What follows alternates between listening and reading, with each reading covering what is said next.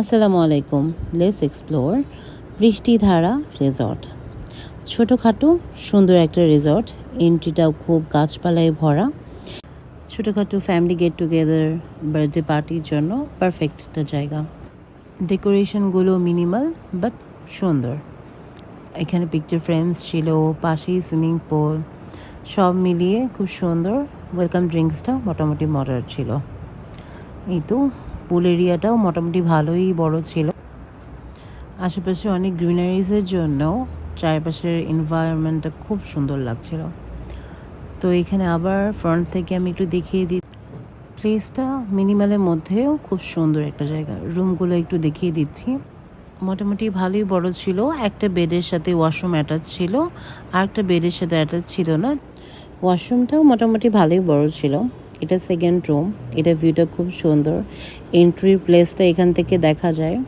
So সব কিছু মিলিয়ে রুমগুলো সুন্দর। এই যে আমি হাই, কিছু ইনডোর গেমসের ব্যবস্থা ছিল আর বুকস ছিল অনেকগুলো। তো সব মিলিয়ে জায়গাটা ভীষণ সুন্দর, কাম, আর এনভায়রনমেন্টটা খুব সুন্দর। ঠিক কাঠগোলাপের পাশ দিয়ে গেলেই এখানে একটা ছোট্ট সিটিং জোন ছিল।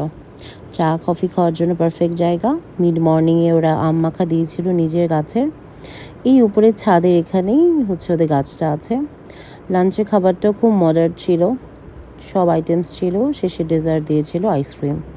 তারপর আবার ছাদে গিয়ে আমরা আম দেখছিলাম যে চুরি করা যায় কি না, বাট করা যাবে না। এখানে দোলনা ছিল, বাট বৃষ্টির জন্য আসলে সেট আপটা উঠিয়ে নিয়েছিল।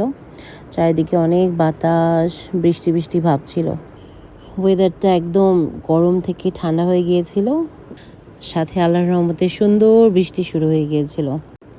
বিকালে স্ন্যাক্সে নুডলস ছিল, তাছাড়া আরও প্যাকেজ আছে ওনাদের। শেষ।